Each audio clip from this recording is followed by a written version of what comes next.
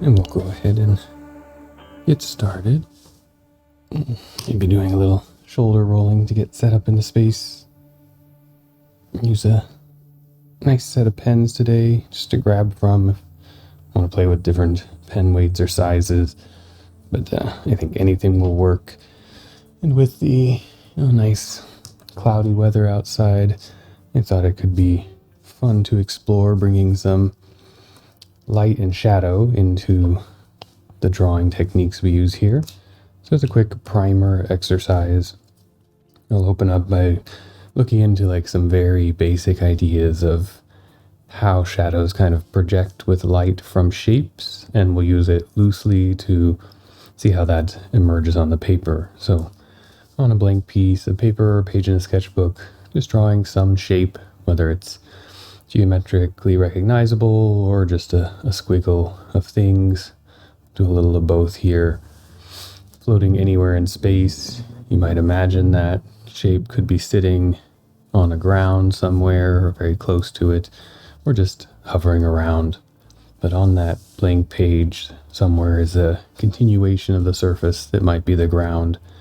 And if we start to think of a way to explore and enter into that shape, we can break it down a little bit if there are distinct features such as corners or kind of the tangents or starts of bigger curvature arcs.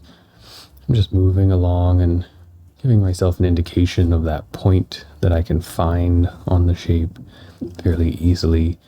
The more curvy or complicated or wiggly the shape is, you can break it down into just maybe 4 or 5 points where there's distinct marks to see.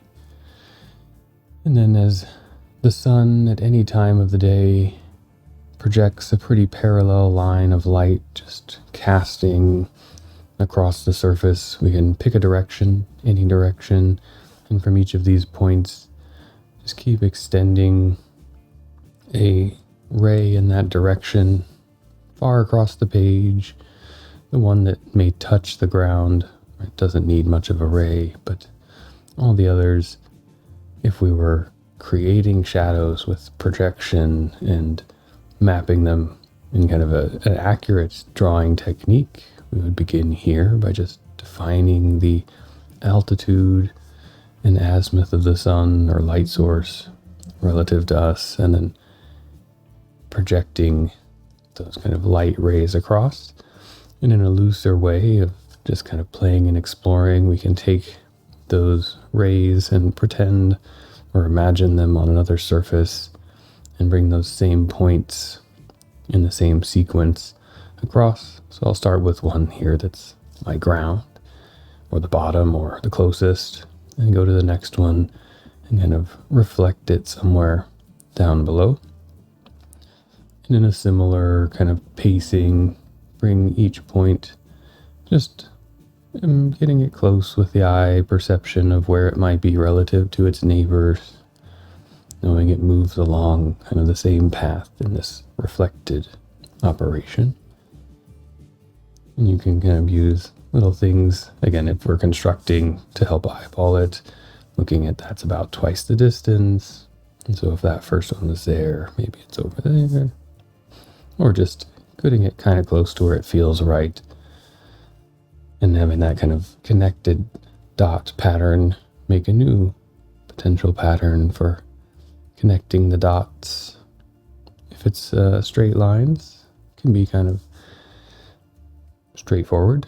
You can move through it, or if it gets curvy, you just use some of the techniques we've explored in the past of the blind contour to track a bit with your eye and then track with your hand and try to match a little bit of the shape there and get something that is a kind of unfolding or reflection of that original shape onto another surface. Now in the practice here, it just introduces a technique, and we can begin to highlight the shadowness of one side of a shape, both flat and two-dimensional, with some hatch lines or shading, depending on what you're using to draw with. A heavy pencil or something, or a marker might just be easy to shade it in. smoothly or with a pen or more technical instrument, giving it a few parallel lines to make that distinction.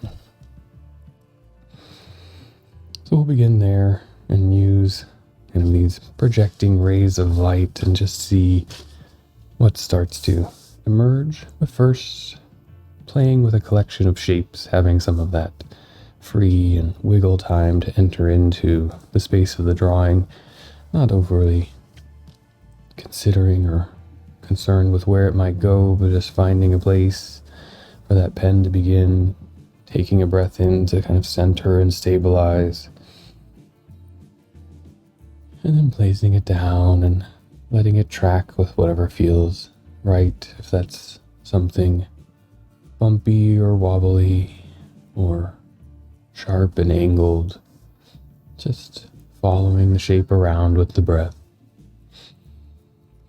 And breathing in again and finding another, keeping them similar or using it as a chance to explore some different organizations of a shape. Here we've got some potential kind of leopard or cheetah fur pattern emerging for me, but it could be anything in just this time of breathing in, finding a position, and letting the pen or pencil move in a way that engages your hand and your eye, just to have some play with shapes.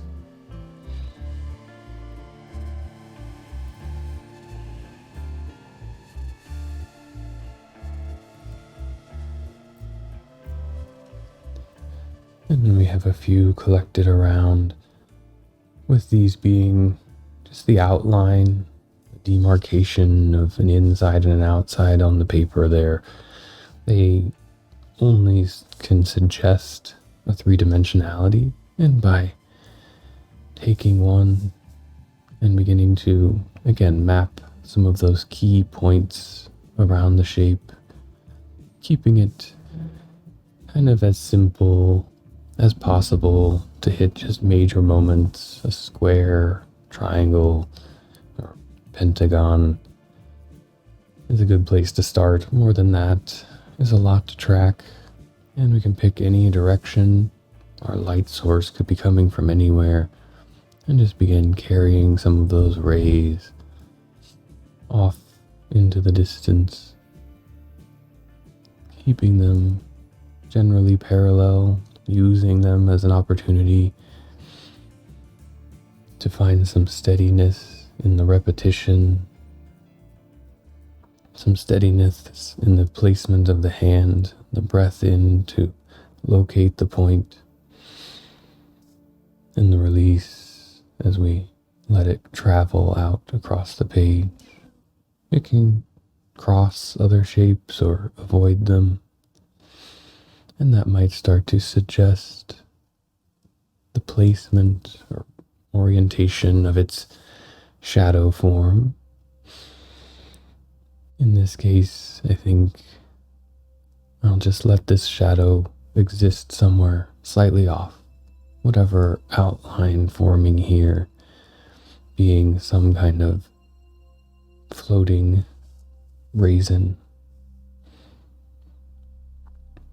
and them always jumping around, kind of mirroring. If it helps, you can play with that drawing and just think of the way the shapes, the points might jump from one condition to the next, tracking that motion of the pen, not having to be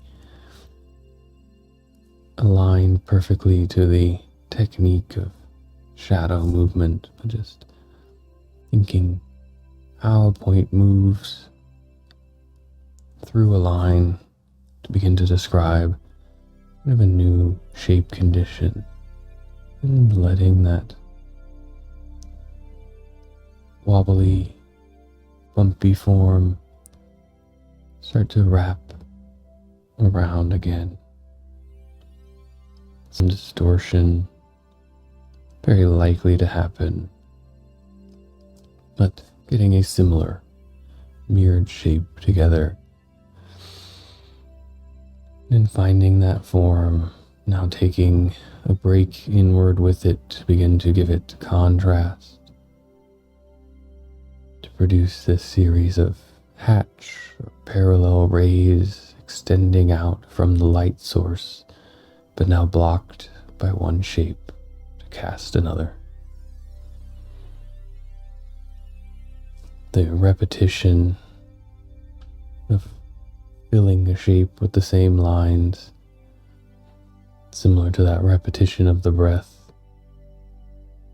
a chance to observe how our hand moves, what part of our arm, wrist, hand, finger extension we start to use to draw in this repetitive way. Starting to notice, as I find in myself often doing, when we transition from a more clean, moving stroke to that flick of the wrist, which starts to bend the lines a little bit and take them away from parallel.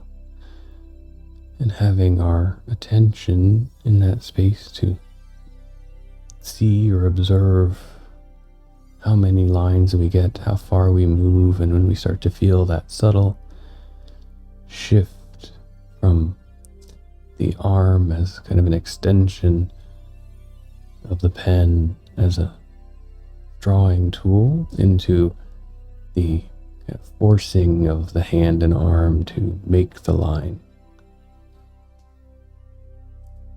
And with some discipline and practice, we develop a more deliberate engagement and interface with that tool. And it's okay if things are a little wobbly to start with, but we start to recognize what some of that technique develops and allows for a drawing to do in a repeatable and high precision fashion. And as you work through one shape or maybe multiple, can move to the next, find its key moments. For me, this one, roughly a rectangle, easy to map out 4 points to track, and then choose a new direction of the sun. Is it relative to your position? Perhaps it feels more comfortable or more engaged to align to a way of drawing that doesn't kink or extend the arm.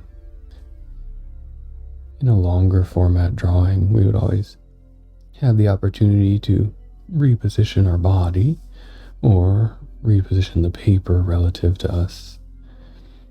But here we find an intermediary or a balance as we redefine the position of that light source and let it cast out those rays again. Make an initial movement with a breath in to find the first point of that reflection, jumping along the ray, and then following that movement with each other point.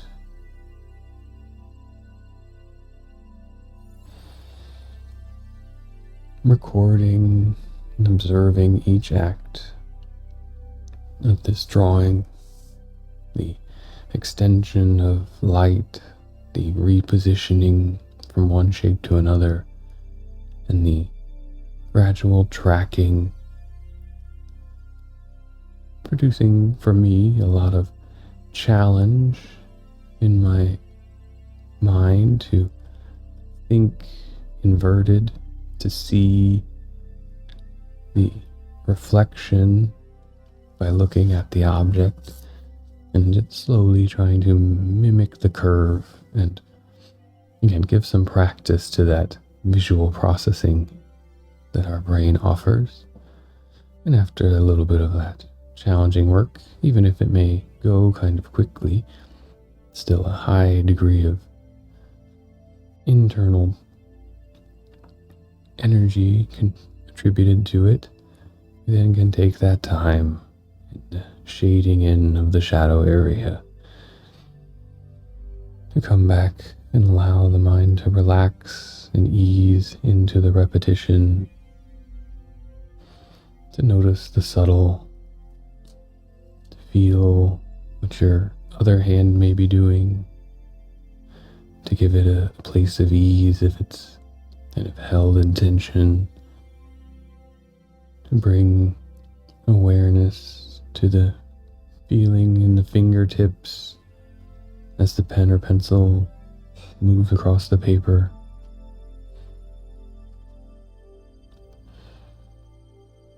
And just to take a few centering, slow breaths,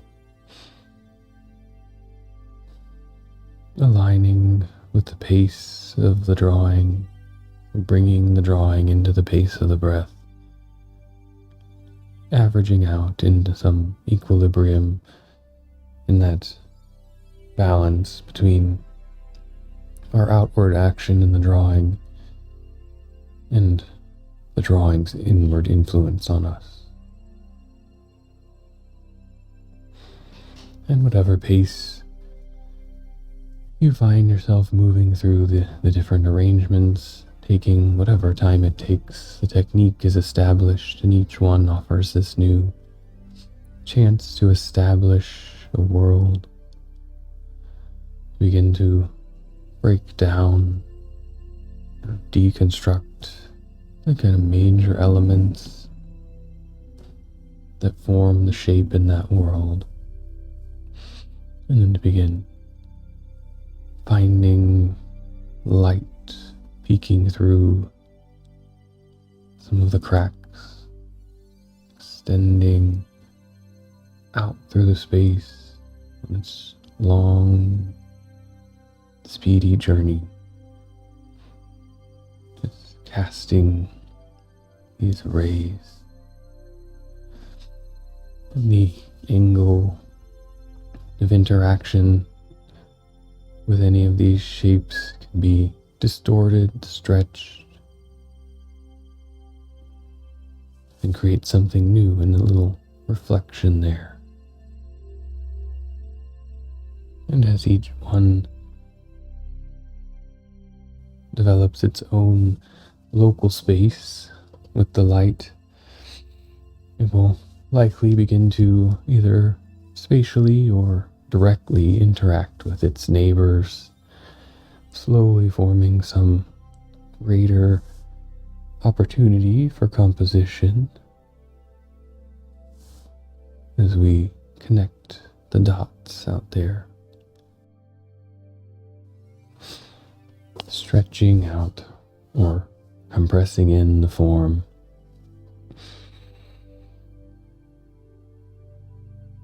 seeing how it changes in its reflected state,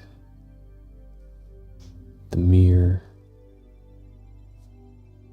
without detail.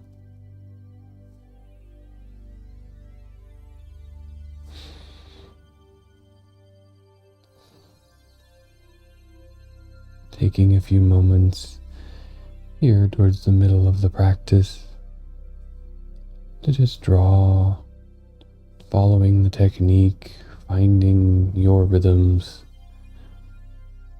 in the repose of the filling in and the action of the tracking of reflection and projection. Continuing through shapes or creating new ones to explore. If everything is these outlines of potatoes like I have on my page, perhaps a few more recognizable geometric forms sprinkled in, just to play with how the technique transforms different shapes. Or just continuing through and tracking shadows in a little few minutes of quiet drawing.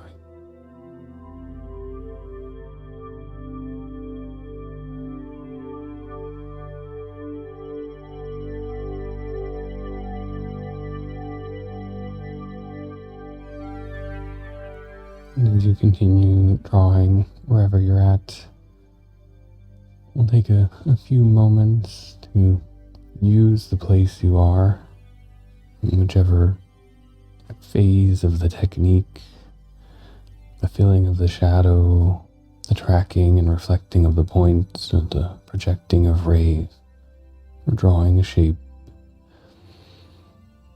Just to come back into our breath for a little bit, a few minutes of tracking that connection between the hand and the breath to establish a bit of physical space of relaxation to the end of the practice. Breathing in as you position the line, breathing out as you draw whatever segment you're on, taking stock, witness to the way you bring those rhythms together here for me in the parallel lines in tempo of ease in that positioning, and in and an out as I position and draw, but also a place of challenge to keep the pacing with the breathing, to not rush, get too far ahead of where my attention is in this moment to the drawing.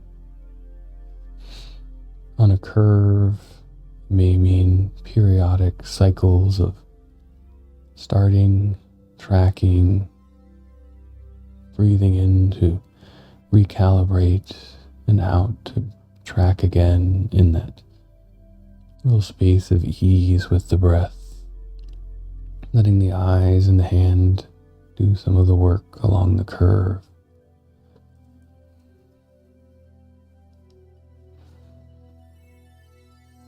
And if you've filled the space, just looking then back to what's already there and practicing that breath in and out in the act of drawing, tracing over, adding to, perhaps imagining in, giving these shapes something more in their presence,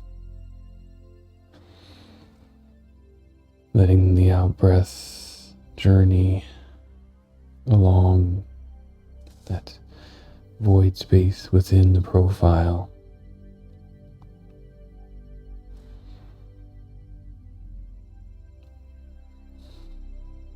Bringing just a suggestion of volume into these shapes.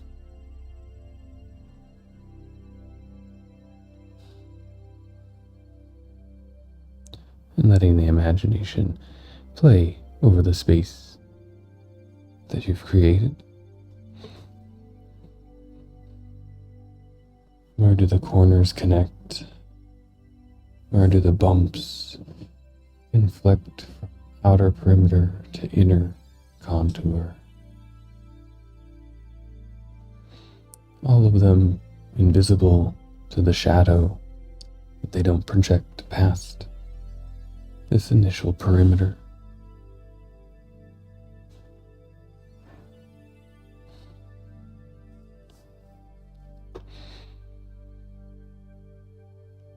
And with the next few breaths and the next few curves or lines, blinking the eyes with intention, giving them that heavy new presence back onto the paper, a few moments of the darkness behind the eyes to re-see in the light in your space.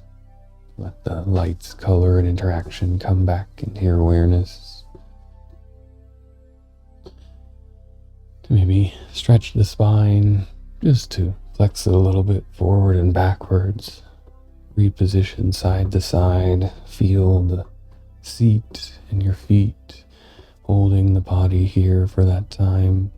You can draw while doing it, or let the pen go away and just come back into the space that you're in as we prepare ourselves to transition from a time of exploring some inward creativity to whatever outward tasks hopefully also engaging that creativity and measured tempo that we can bring, whether drawing or writing, doing spreadsheets, teaching, talking, math, whatever you might be doing, and bring some mindfulness and stillness to the rest of your day. Thank you for joining. Good luck if you find this, have fun, and join in next week every Tuesday at 9 a.m. Eastern.